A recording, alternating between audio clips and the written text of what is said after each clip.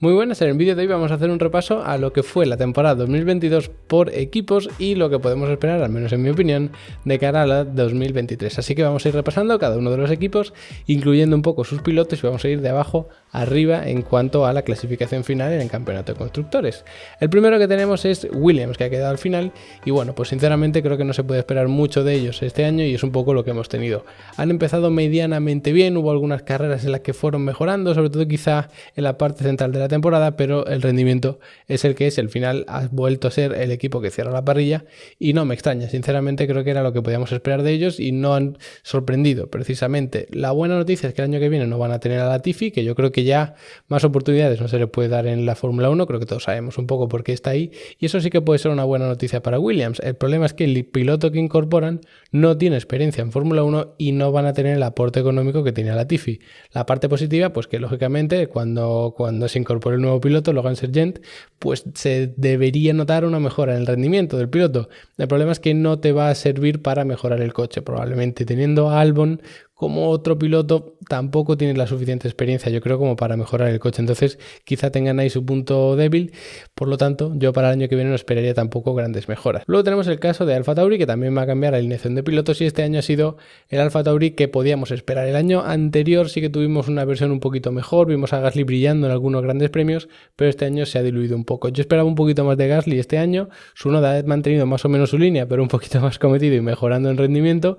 El problema es que, como digo, Gasly sí que se ha diluido. Entonces, más o menos se han ido equilibrando los dos pilotos, pero ha tenido una temporada bastante floja, sin ningún gran premio en el que especialmente brillasen, y eso sí que tuvimos varios en 2021. Entonces, para mí, AlphaTauri sí que ha bajado un poco. ¿Qué podemos esperar para el año que viene? Pues yo creo que más de lo mismo, pero sí que tienen ahora a Nick De Vries acompañando a Tsunoda. Entonces, yo creo que Nick De Vries sí que puede estar un pasito por delante de Gasly. Quizá no en las 3-4 primeras carreras, porque todavía no tiene experiencia suficiente, aunque sí un poquito de algunos grandes premios puntuales, pero cuando vaya cogiendo confianza yo creo que es un piloto que sí que puede tener un nivel bastante más alto, sobre todo porque lo que ha demostrado es que en cuanto se sube a un coche de Fórmula 1 es capaz de rendir bien, no algo espectacular como es evidente, pero sí solamente con una prueba eres capaz de rendir bien. Si tienes una temporada buena, estable, que no tienes muchos problemas en el coche y todo eso, yo creo que le puede servir para crecer mucho y, por supuesto, tirar un poco de AlphaTauri. Yo creo que AlphaTauri es un equipo que debería buscar ese tipo de pilotos jóvenes promesas que pueden destacar mucho, que puedan brillar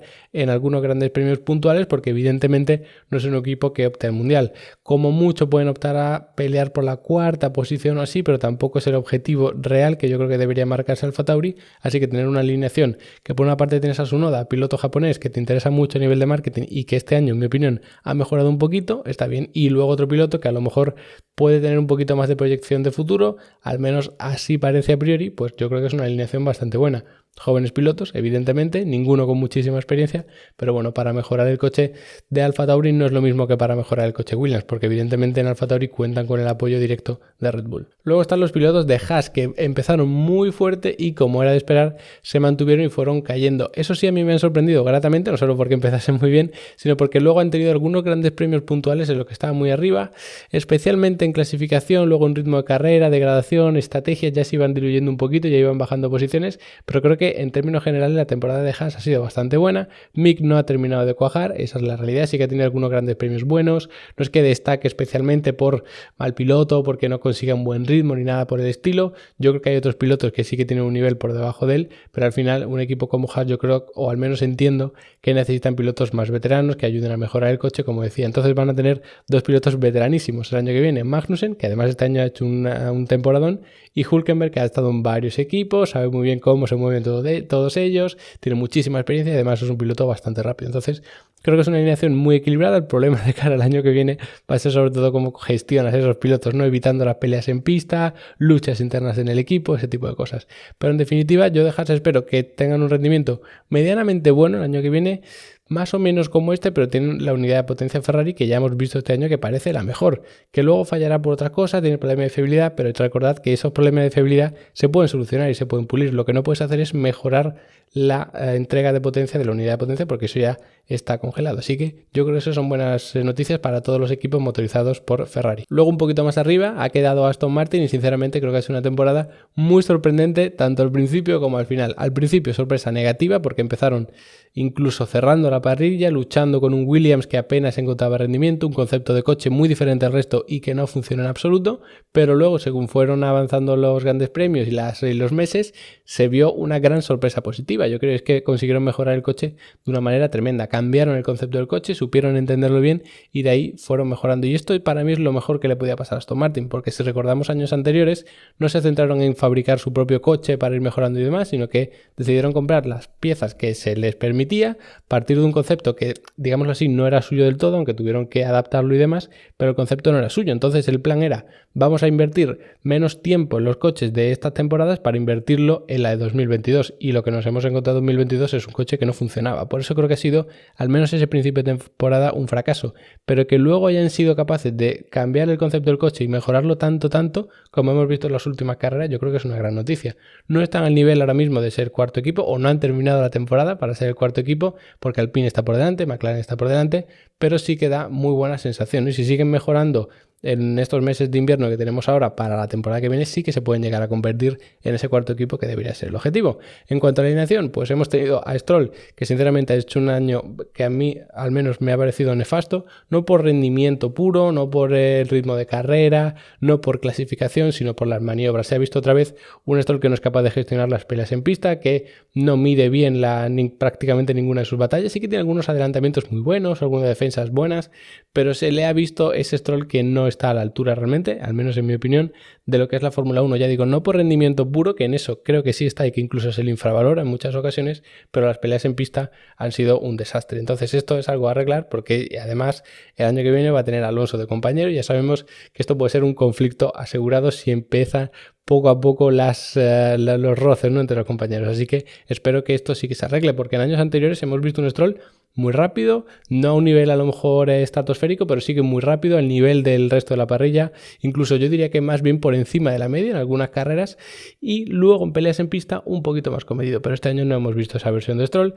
y parece que está recayendo un poco en el Stroll de los peores años. Esperemos que el año que viene funcione. Y luego, por supuesto, tenemos a Alonso, que ya sabemos un poco la polémica que suele traer a su alrededor, suele traer también mejoras en el coche, unos se centran más en una cosa, otros se centran más en otra. Yo creo que el fichaje de Aston Martin a Alonso ha sido un éxito absoluto, porque eso a nivel de patrocinadores, a nivel de imagen, te hace crecer muchísimo. Algunos para bien, ya digo, otros para mal, pero la realidad es que a nivel de marketing es una apuesta segura. Entonces, tenerlo ahí es ya partiendo de esa base económica, es un acierto, pero luego te va a ayudar a mejorar el coche, te va a dar un rendimiento siempre lo máximo del coche, por lo tanto, yo creo que es un acierto y que lo volveremos a ver a un nivel muy alto, como lo hemos visto este año.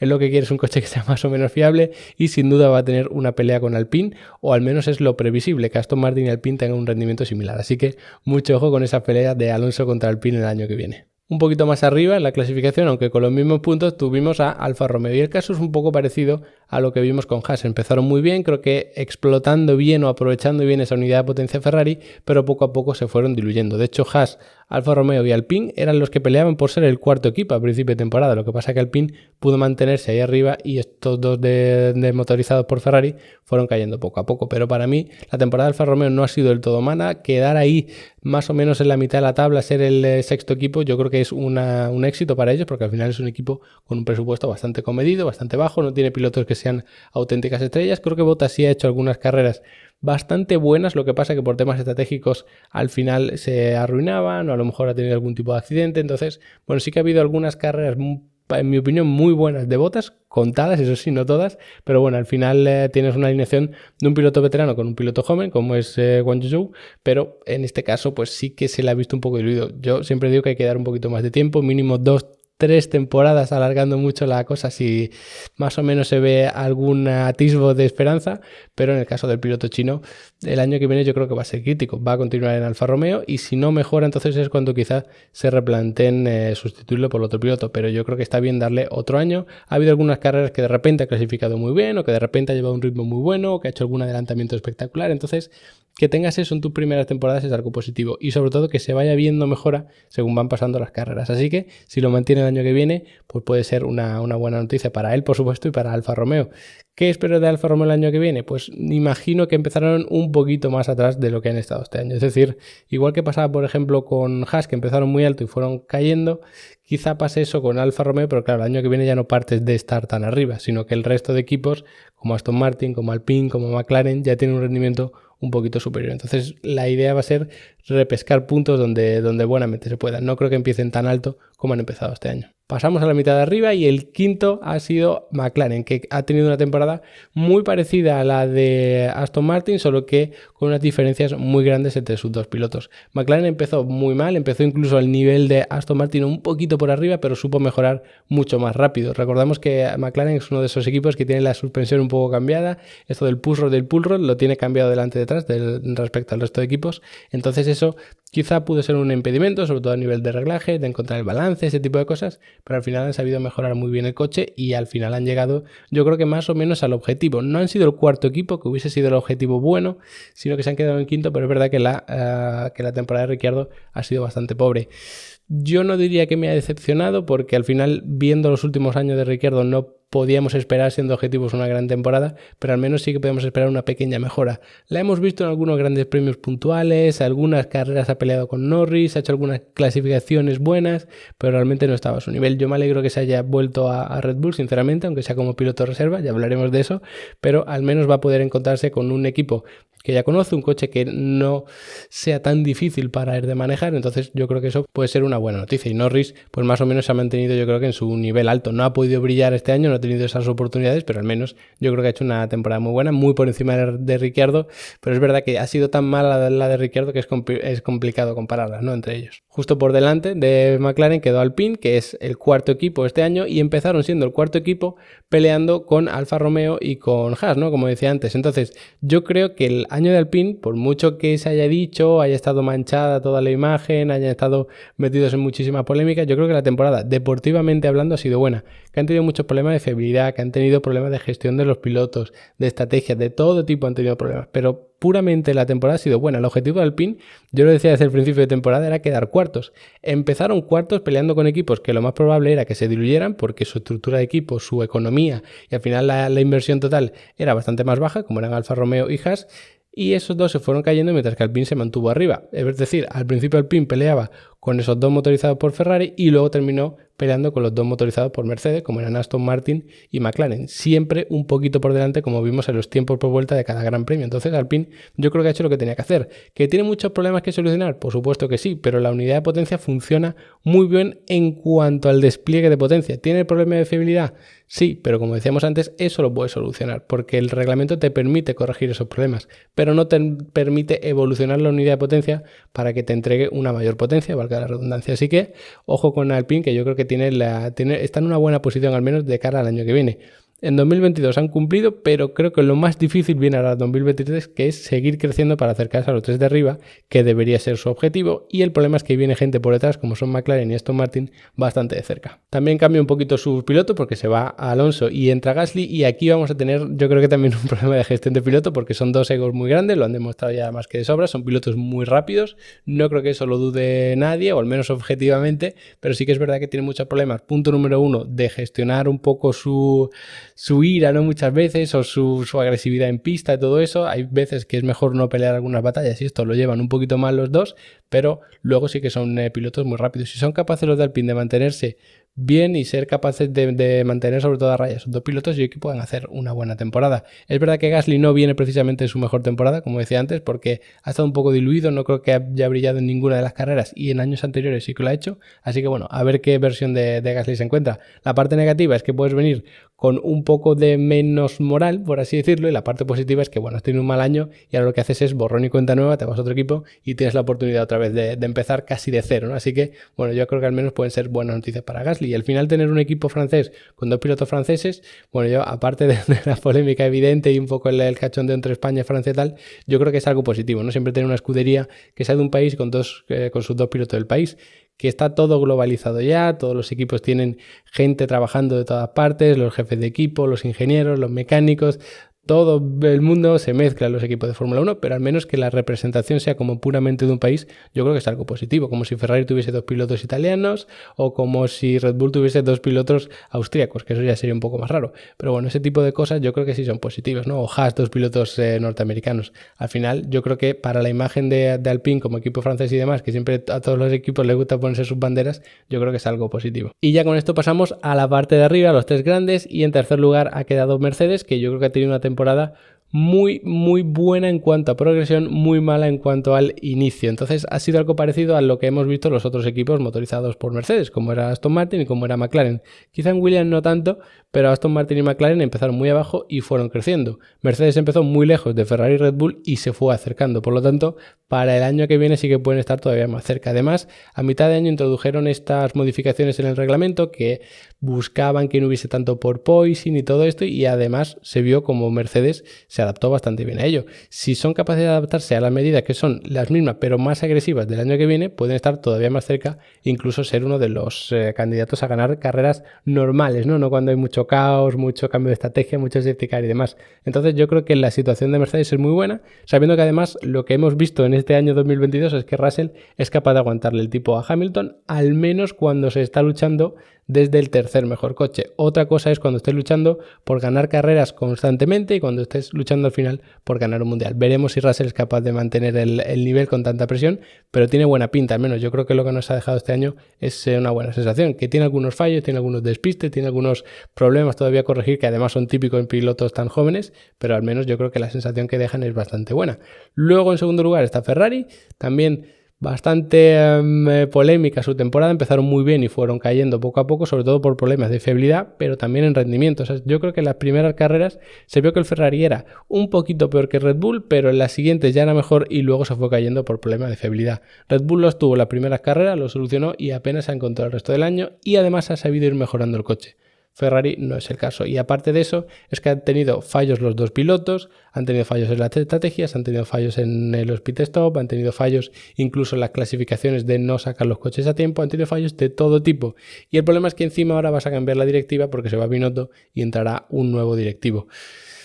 ¿Esto es algo positivo? ¿Es algo negativo? En mi opinión no es precisamente positivo, porque el plan de Binotto fue apostar a largo plazo y ahora ya lo tenían ahí, que sí, que has cometido muchos errores este año, pero tienes un coche que es capaz de ganar y los errores que has cometido, lo normal sería no volverlos a cometer. Si tú tienes un año que has mejorado la fiabilidad, que has entendido mejor el coche y que no vas a cometer los errores que has cometido el año anterior, Ferrari estaba para ganar el mundial el año que viene. Y el problema de volver a cambiar el team principal es que hay dos opciones: una, que se adapte muy bien, siga por el camino que van y poco a poco vaya introduciendo sus cambios, o que directamente empiece casi de cero, organice de nuevo a todo el equipo. Entonces sí que puede salir rentable a la larga, pero al corto plazo no. Y yo creo que Ferrari ahora sí estaba para mirar a corto plazo, porque hace años que llevaba preparándose para este momento. Entonces ahora cambiar a Binotto no creo que haya sido la mejor opción, pero bueno, si al final ha sido Binotto el que ha querido irse, pues poco se puede hacer desde Ferrari. Pero bueno, yo creo que para el año que viene estaban en una buena posición. Carlos tuvo problemas para adaptarse al coche y ya estaba adaptado.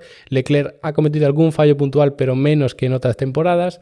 El equipo parece que ha aprendido todos sus errores de cómo gestionar las estrategias, ha sabido adaptar mejor los reglajes a cada circuito al final de temporada. Al final estaban en muy buena posición, aunque hayan tenido que al final luchar con Mercedes porque el rendimiento no estaba al nivel de Red Bull, pero tienes el invierno para mejorar el rendimiento. Lo más importante ya lo tenías, así que para mí la situación se ha complicado en Ferrari, sobre todo por ese cambio de directiva. Y luego ya en último lugar tenemos a Red Bull con sus dos pilotos, Verstappen y Pérez, que yo creo que han hecho la temporada que se esperaba de ellos. Verstappen ha brillado, ha hecho una temporada espectacular. Creo que el final de temporada le ha perjudicado bastante, no solo a nivel de imagen, sino a nivel un poco interno de crear conflictos dentro del equipo por aquello del Gran Premio de Brasil, que al final no tuvo justificación, no lo justificaron de ninguna manera, dijeron que le habían hablado que tal y que igual, pero no dieron nunca una explicación de por qué se había hecho. Así que creo que eso perjudicó un poquito a la imagen del equipo, a la imagen de Verstappen, y al final ese ambiente que tienen en Red Bull, que parecía bastante bueno, porque claro, cuando tú tienes a tu piloto que es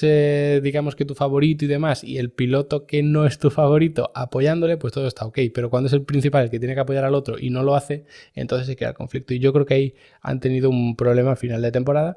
Lo que pasa es que es el único problema que han tenido. El coche empezó bien y fue mejorando, tuvieron problemas de fiabilidad y los resolvieron rapidísimo, las estrategias siempre o prácticamente siempre han sido buenas, los pit stop también, lo han hecho todo bien. Ha sido un equipo realmente que merece estar ahí tanto por rendimiento como por gestión del equipo, porque Ferrari, por ejemplo, tenía buen coche pero mala gestión, Mercedes no tenía tan buen coche y buena gestión, y entonces al final el único que lo ha tenido todo ha sido Red Bull y por eso ha ganado. El año que viene van a tener a Ricciardo de piloto reserva, que lo comentábamos antes, y esto puede ser un problema sobre todo para Pérez, porque al final sabes que tienes a Ricciardo ahí deseando entrar y en cualquier momento puedes quitar a Pérez si te da algún problema y meterlo a él. Es un problema para Pérez porque ya se ha visto como Red Bull realmente no tiene ningún escrúpulo en cambiar pilotos, moverlo como si fuese cualquier pieza de ajedrez o lo que sea.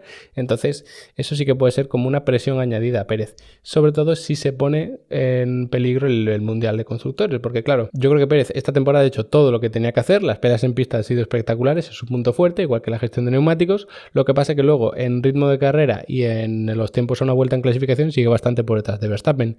Si tienes un piloto que va a ser capaz de dar eso porque tú necesitas más puntos, pues al final a lo mejor lo necesitas. Red Bull este año en 2022 no ha necesitado un piloto todavía mejor que Pérez porque realmente se han llevado el Mundial de Constructores. Lo que pasa es que Pérez no ha quedado segundo sino tercero. Al final ha estado Leclerc por delante. Si Red Bull a mitad de temporada se empieza a plantear que a lo mejor tener a Ricciardo les va a ayudar más, eso ahí sí que puede ser un problema. Que es verdad que como tercer piloto te puede ayudar a mejorar el coche, todo el tema de los reglajes y demás. Y luego además tienes a Pérez, que también es especialista en eso, y tienes a Verstappen para dedicarse a sí mismo, ¿no? A conseguir todos los puntos posibles para ganar el Mundial, y esa es un poco la alineación. Y para Red Bull, pues claro, tienes a Pérez que a lo mejor se te enfada, pero sabes que si se enfada mucho y se quiere ir, tú no tienes ese problema porque puedes meter a Ricciardo. Creo que la situación para Pérez es bastante complicada, a no ser que haga un rendimiento de repente muy muy alto. Creo que la situación de Pérez, como digo, para 2023 va a estar un poco complicada porque al final él no se ha generado los problemas que le han generado en el equipo, pero al final tú sabes que Red Bull funciona así, ha funcionado así con todos los pilotos, excepto con Verstappen, que siempre ha sido un poco como al que querías mimar, al que quería siempre tener como la cabeza visible del equipo que ganase todo, ¿no? Que evidentemente tiene un rendimiento como para dedicárselo, pero crea un poco de conflicto con el resto de pilotos. Así que veremos lo que pasa el año que viene. Si yo tuviese que apostar, diría que Red Bull va a estar arriba, muy seguido de Mercedes. Quizá Ferrari no me extrañaría que estuviese un poquito por debajo. En cuarta posición yo colocaría a Alpine pegado muy de cerca a Aston Martin, con un McLaren un poquito por debajo y luego el resto ya más o menos mezclado, pero como una especie de previa sin tener ni la más remota información, ¿vale? Así que nada, espero que esto os haya ayudado a entender al menos mi visión de la Fórmula 1, lo que podemos esperar el año que viene, que me dejéis en comentarios qué opináis de cada uno de los equipos o alguno de ellos o de algún piloto, lo que sea, si vamos compartiendo opiniones y veo también cómo interpretáis vosotros las cosas de la Fórmula 1. Y nada, solo recordaros que Level Up Academy, los que queráis formaros en automovilismo real y virtual, tenéis tarifa plana de curso, son 15 euros al mes, os podéis dar de baja cuando queráis, volver también cuando queráis, no hay ningún problema, y de esa manera vais a aprender de automovilismo, de Fórmula 1 a nivel deportivo y técnico también, por supuesto, pero luego de telemetría, de reglajes, de estrategias de carrera, de pilotaje deportivo, de fotografía, de ilustraciones, de todo lo que pueda existir. Luego tenemos también contenido dedicado exclusivamente a algunos de los simuladores, o sea que vais a tener ahí contenido de sobra para aprender conmigo cuando y donde queráis. Así que nada, gracias por haberos quedado al final del vídeo, especial agradecimiento por supuesto a los que están en Level Up Academy aprendiendo conmigo, y nos vemos muy pronto.